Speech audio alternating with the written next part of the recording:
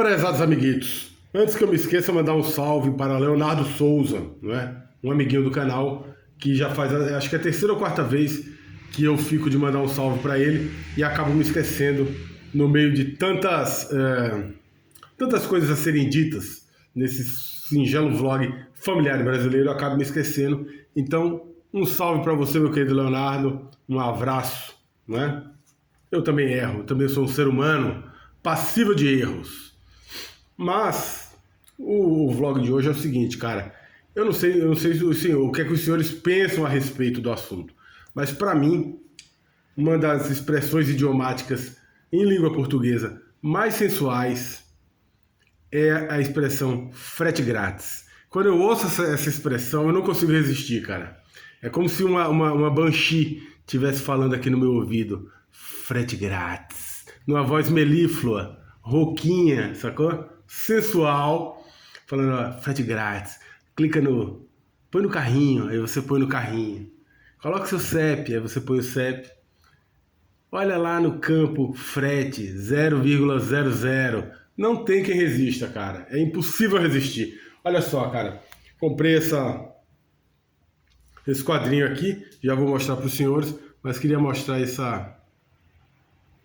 Olha lá. Valor do frete 0. Desconto 12. Aí é demais, cara. Aí é pedir demais nos nossos corações de almocreves, né? É muito difícil a gente resistir. Quando você fala em frete grátis e desconto, né? Saiu por R$ 227,99. Eu tava falando com um amigo meu, falou assim, eu gastei R$ 150 em camisetas. Falei, porra, fez muito bem camiseta de banda, né? Falei, que melhor forma de você representar o amor de uma banda, o que você sente por uma banda. Que é ouvindo a música dela? É evidente que não. É vestindo o logo, não é?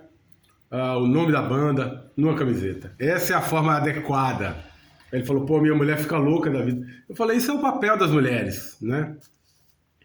Aos homens cabem justamente, as mulheres não conseguem entender a mágica, não é? A lógica, a perfeita sintonia entre você gastar um dinheiro que você não tem numa coisa que você não precisa, de fato você não precisa. Isso é bonito, isso é muito verdadeiro, né? E quando você tem um frete grátis, aí você fica louco, velho, aí não tem jeito.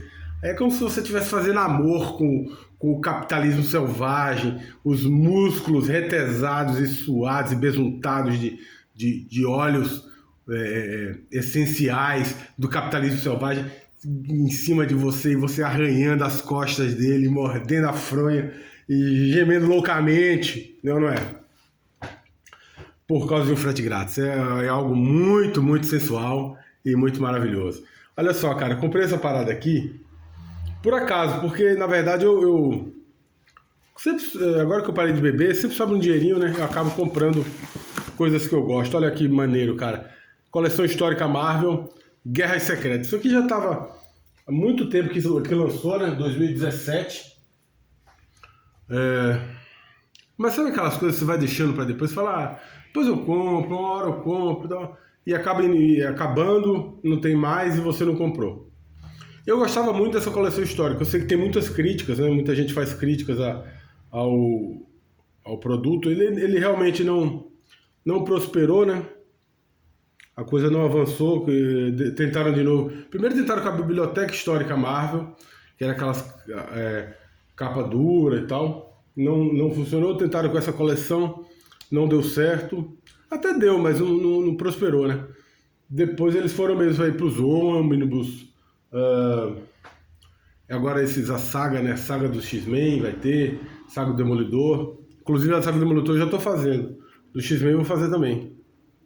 E as edições definitivas, que eu quero muito fazer, pelo menos a do X-Men. Do Homem-Aranha não dá mais porque já está no 7. Não dá para correr atrás, né, cara? Ia ser muito caro para mim. Deixa eu abrir aqui com vocês. Isso aqui é o seguinte, cara. Quando eu era garoto, não tinha essas coisas. Você tinha o formatinho, né? E às vezes edição de luxo e tal. Mas essa ideia aqui, que acho que a Panini que trouxe, né? Que é o Trade Paperback. É o chamado TPB, eu acho que eles chamam em inglês. que é assim, você junta um monte de um arco fechado, ou uma saga completa, ou uma fase muito interessante, você junta nesse formato aqui, que é um formato relativamente acessível. Relativamente não, é acessível lá, né? Bastante acessível lá. Vou tirar aqui tudo para a gente ver junto. Ele vem sempre com essa capinha aqui.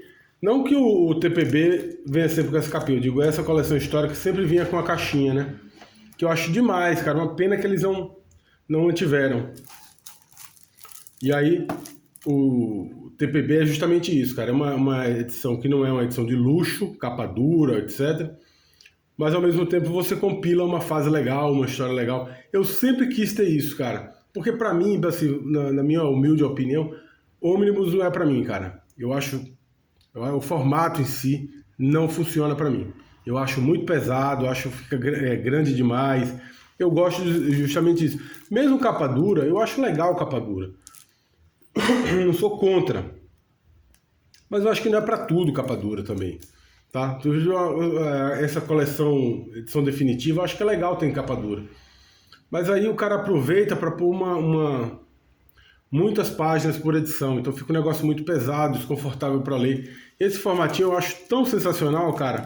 Olha só, não são muitas páginas, nem sei quantas tem cada uma delas, mas é uma coisa que dá para você ler, entendeu? Com tranquilidade, com conforto, deitado na cama, né? A parte ruim é que, assim, se você para colecionismo, né? Que hoje o quadrinho ele virou um negócio de colecionismo puro, né? Inclusive de luxo. O cara coleciona gasta grana mesmo. Aí você pode pensar assim, mas aí a capa não é capa mole, né? Capa cartão. Não sei se é offset aqui o miolo. É capa cartão, então vai desgastar com o tempo, a capa dura realmente é mais durável. Eu sei que é, mas eu não sei, cara, eu gosto desse formato, cara, eu sempre quis ter isso aqui. Demorou muito para chegar no Brasa, a Abril nunca lançou TPB, né? Olha só que bonito. Essa coleção histórica, ela tinha esse ar meio vintage, né? Uma coisa meio envelhecido, né? Que eu achava que era muito bonito na época, era super... um visual super transado, super diferente para a época. Estamos falando de 2017, 16, tá? Já tem algum tempo aí.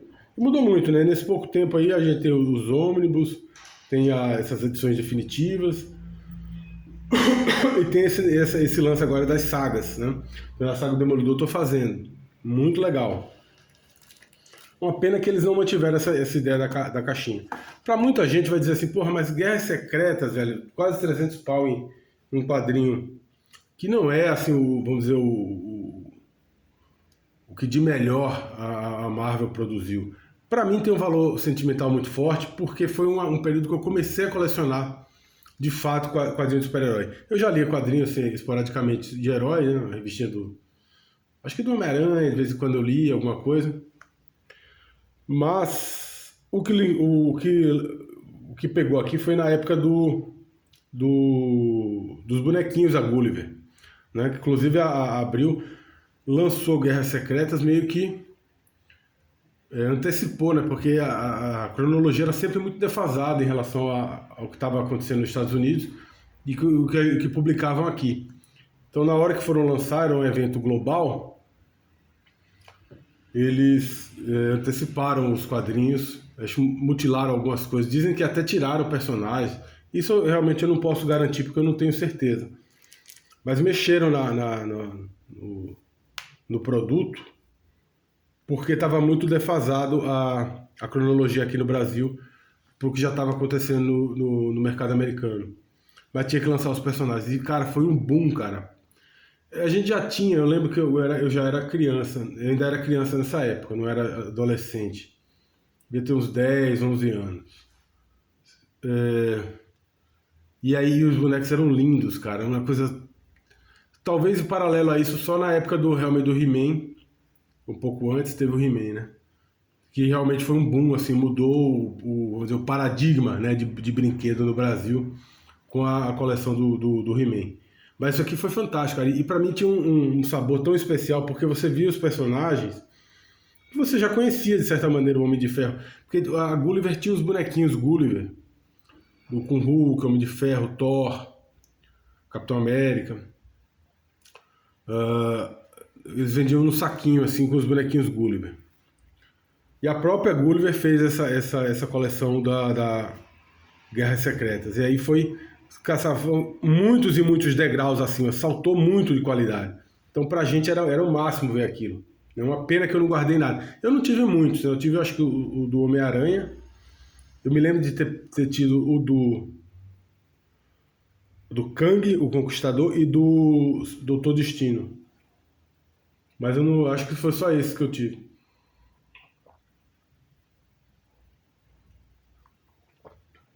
Mas teoricamente vinha.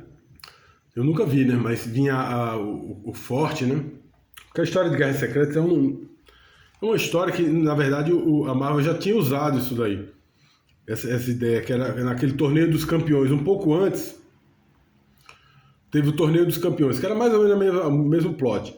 Os heróis saíam da Terra, né? Iam parar num outro local para fazer um torneio. Quem ganhasse, ganhava o prêmio e tal. É mais ou menos a ideia de Guerras Secretas, com a invenção do tal do Beyonder, né, que é uma espécie de deus, uma entidade onisciente numa outra realidade que pega os vilões e os super-heróis e fazem eles brigarem no mundo do Beyonder, né, no mundo onde ele criou só para isso. Então o plot é muito simples, a história é muito simples, e era meio que para vender boneco. A ideia era essa. Não tinha muito mais em cima disso. Quem era o editor era o Jim Shooter, né? Depois do Stan Lee, do Roy Thomas, o editor dessa época foi o Jim Shooter, que é um cara muito mal visto até hoje no mercado. Acho que ele é um cara difícil, de relacionamento difícil.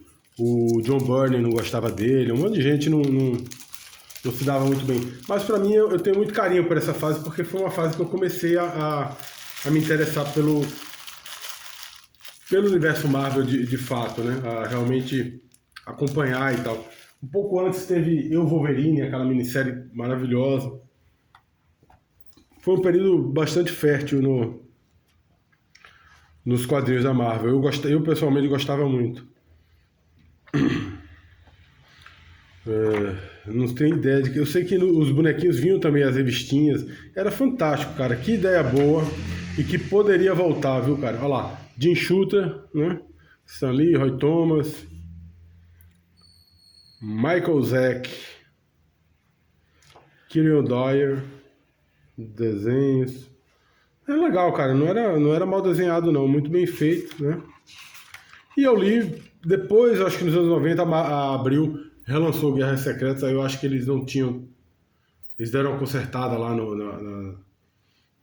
nas mutilações que eles fizeram. E aí eu acabei lendo, mas na época eu não li ela inteira, não. Eu li pedaços e estava mais interessado nos bonequinhos mesmo. Mas muito legal, cara. Isso aqui eu comprei na Comics, como eu falei. É uma editora não, uma loja de quadrinho de São Paulo. E o legal é que eles estão fazendo assim, eles vendem o pacotinho, né? Então por exemplo, se eu comprar hoje, é um negócio de 2017, eu acho, se eu não me engano, deixa eu ver. 2016, pelo que tá aqui, ó.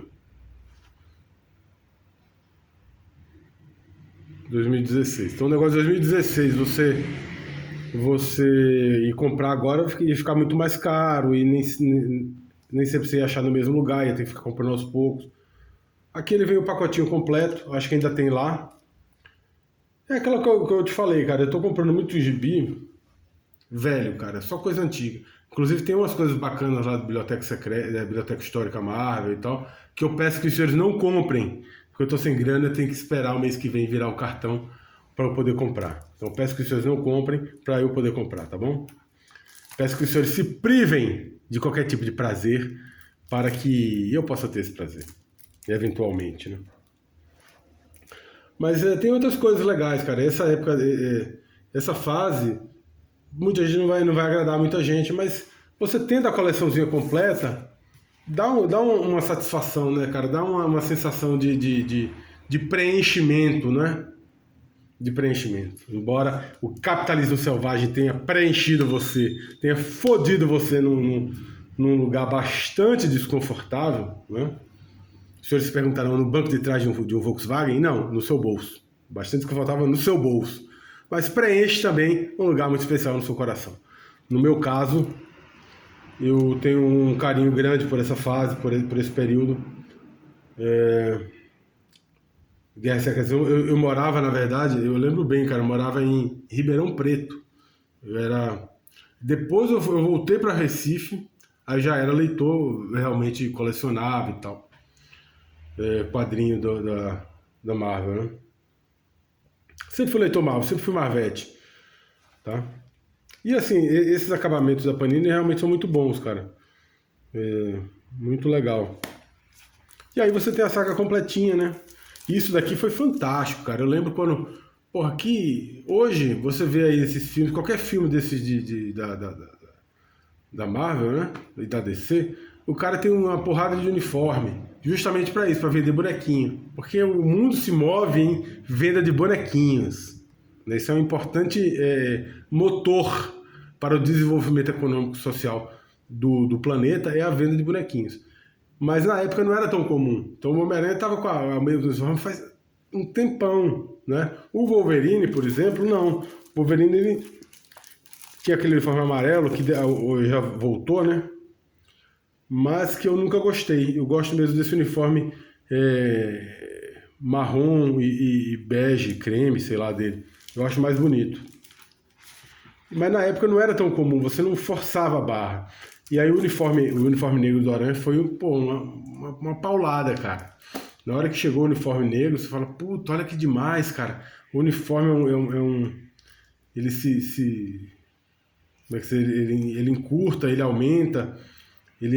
Não era um simbionte ainda, né? Eles não explicaram isso como um simbionte alienígena, mas explicavam como algum tipo de tecido vivo, né? Que o uniforme do Aranha estava todo estrupiado na Guerra Secreta, aí ele vai no laboratório para tentar ver se ele consegue um uniforme novo e acaba tendo esse contato. Vinha nas revistinhas também, quando você comprava o boneco, vinha explicando. Eu não sei se sempre foi assim, lá nos Estados Unidos também era, ou se foi uma coisa só para o Brasil, para poder contextualizar, porque a cronologia estava muito defasada, aí já não sei dizer. Mas é uma pena, cara, devia voltar tudo isso. E quem sabe eles poderiam ter feito, inclusive, pegado esses mini quadrinhos e colocado, né, como extra nas edições. Teria sido até legal. Eu não sei se talvez esse material seja de propriedade da licenciadora de bonecos, eu não sei, aí já não sei dizer, né? Eu sei que eu quero muito, já tá na terceira edição, cara, da edição definitiva do X-Men. Eu chamo X-Men, né? Eu chamo X-Men. Falando de boneco, lembro quando teve o desenho animado, aí que começaram a chamar X-Men. Não era X-Men, era X-Men, sempre foi. Anos 90, passava acho que naquele TV Colosso, um negócio desse, já era adulto, né? Não tinha condição de assistir isso, não tinha nem tempo para ver isso. Mas passava esse desenho do X-Men. X-Men anos 90, né? Com a Jubileu, aquelas coisas. Eu cheguei a ver alguma coisa. Mas o que eu achava mais legal, o que eu achei mais legal na época, um amigo meu até que nem ele era ligado com o desenho, ele gostava de desenhar como eu e tal. Eu sou um sonhador, né? Mas ele não era tão leitor de quadrinhos. Aí um dia ele me liga e fala pra mim, cara, tem os bonecos dos X-Men, ele falava X-Men. Tem os bonecos do X-Men no supermercado. Desse supermercado grande. Aí eu falei, como assim, cara? Não, saiu desses... Aí eu falei, mas qual que é? Imaginando que fosse algum boneco genérico da Marvel. Mas era uma linha de bonecos específica daquele desenho animado. Aí ele explicou, não, o desenho animado tinha... Porra, eu comprei o Homem de Gelo. Tinha os bonecos legais, cara. Uma pena que você vai comprando e você... Olha, é uma minissérie. Vinha várias páginas, saca? Vinha várias revistinhas ao longo de um tempo. Acho que foram 12 edições. Entendeu? Então deve ter sido um evento muito grande lá, cara. Não tanto quanto Crise das Infinitas Terras, nada desse naipe, porque o material em si não ajuda, né? Não é uma coisa revolucionária. Mas teve momentos, a gente pode dizer o seguinte, teve momentos realmente muito interessantes. E para quem era garoto, assim, adolescente ou pré-adolescente nessa época, batia muito forte, cara. Tinha tudo a ver, porque eles ficavam num, tipo uma Olimpíada, sacou? Mas a ideia era essa, eles iam para um planeta e ficavam juntos, vivendo juntos, convivendo e tal. Os vilões de um lado, os super-heróis do outro, né? Então tinha muito. Tinha tudo que a gente gostava, a gente que é garoto, que é criança, a gente gostava muito. Não sei se eu vou ler, cara. Eu tava pensando em ler hoje, mas estou tão cansado que eu já reli essa história e não é algo que tão instigante, né? O grande problema de comprar quadrinho antigo para mim é isso, cara, que geralmente eu compro o que eu já li, então me dá um bode, saca? Você compra e você fala, pô, você tá muito afim de ter, mas é mais por ter mesmo, entendeu? Porque pela aventura em si você já leu, já releu, né? Você fala, puta, eu vou ter fôlego para ler de novo, quantas vezes isso aqui? Uma vez mais, um pedaço de uma vez, mas... Uai, isso aqui não é Guerras Secretas? Ah, isso aqui deve ser alguma coisa depois, para dar uma... olha lá. Para dar uma contextualizada, né?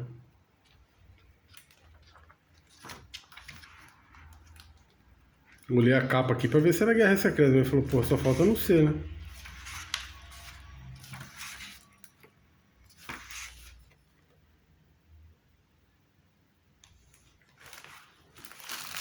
Então foi isso, cara. Acho que é anterior a Crise das Infinitas Terras, né? Foi um pouco antes, porque a crise era tão complexa que eles demoraram para lançar e tava bolando, tal, como é que ia ser e tal.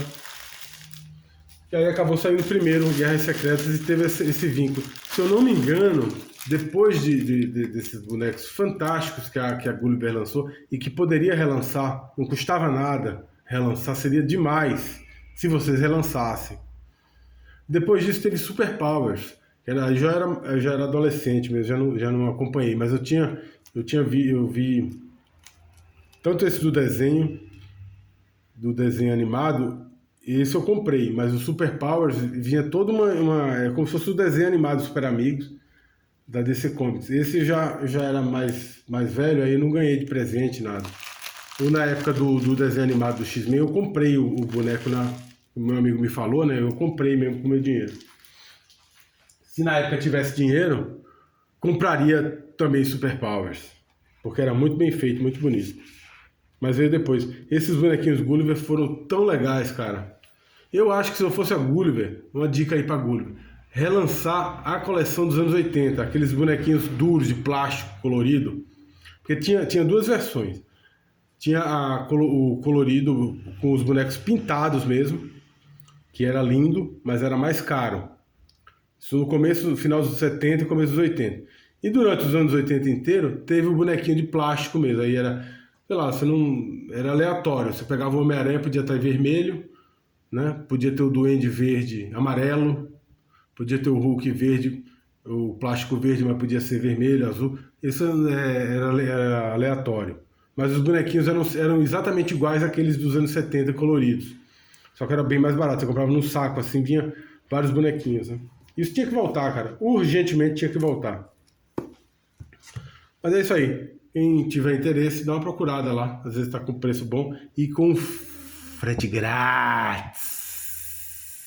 Com vários S's no final. Abraços.